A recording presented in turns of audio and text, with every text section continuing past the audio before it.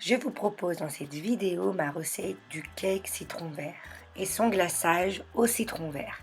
C'est un gâteau spongieux et très parfumé.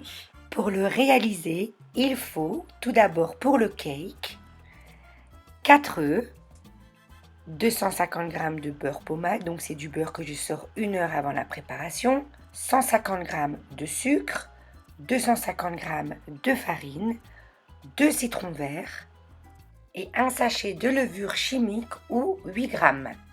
Les ingrédients pour le glaçage: 70 g de sucre glace et 2 cuillères à soupe de jus de citron vert. C'est parti, la première étape est la préparation. Tout d'abord, je vais beurrer un moule à cake. Je beurre bien sur tous les côtés avant de venir le chemiser avec du papier cuisson. Je déborde volontairement pour faciliter le démoulage. Puis je vais parfumer le sucre. Donc pour cela, je râpe les zestes des citrons sur le sucre. À l'aide d'une mini râpe, je prélève les zestes en évitant la partie blanche qui est très amère.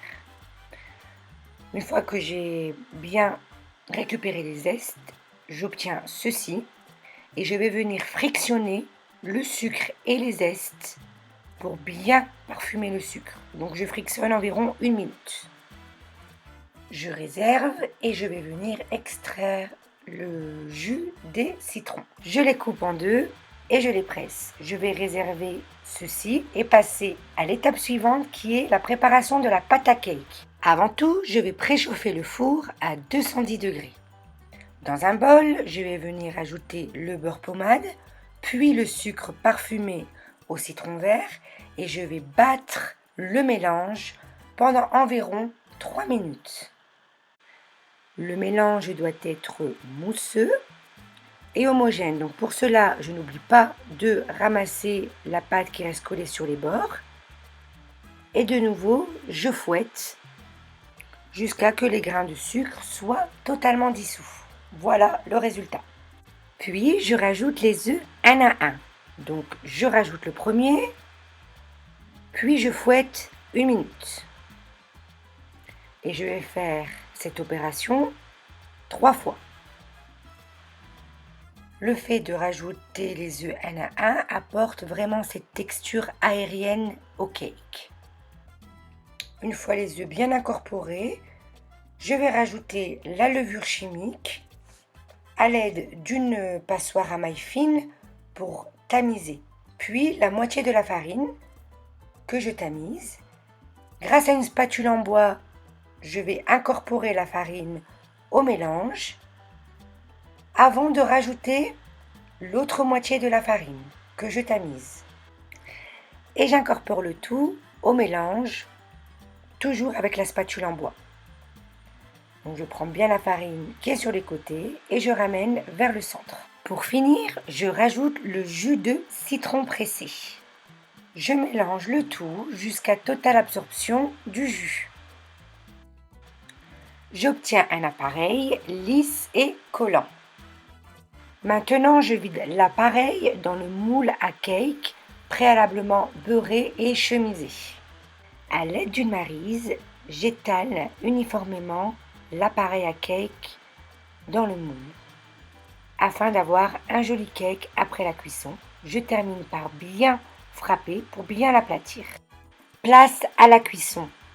Donc j'enfourne le cake à mi-hauteur, chaleur tournante, pour une durée de 35 minutes. Avant de retirer le cake, je vérifie la cuisson à l'aide d'un cure-dent. S'il ressort sec, c'est que c'est bon. Je le laisse tiédir dans le moule une vingtaine de minutes et en attendant, je vais passer à l'étape suivante qui est la préparation du glaçage. Tout d'abord, dans un petit bol et à l'aide d'une passoire à maille fine, je vais tamiser le sucre glace. Puis, je rajoute le jus de citron vert. Et je vais venir mélanger le tout environ 1 minute. Le but étant d'obtenir un glaçage sans grumeaux, lisse et bien liquide. Une fois que le gâteau a tiédi, je vais le démouler en mettant des bords que j'ai volontairement laissé dépasser. Je pose le cake sur une grille, puis je vais venir, grâce à un pinceau, badigeonner la surface du cake. J'en mets volontairement plus sur les bords pour que le glaçage coule et ainsi j'obtiens un joli cake avec un joli glaçage. Et je termine par ma final touch. Donc pour rehausser encore le goût du citron, je vais venir parsemer tout autour du cake des zestes de citron fraîchement râpés. Ce cake se déguste froid. Donc je le découpe pour vous montrer l'intérieur. Voilà, c'est un joli cake avec un joli glaçage. L'intérieur est spongieux et très moelleux. C'est le gâteau que j'aime servir lorsque je reçois à l'heure du goûter. À très bientôt pour une nouvelle recette.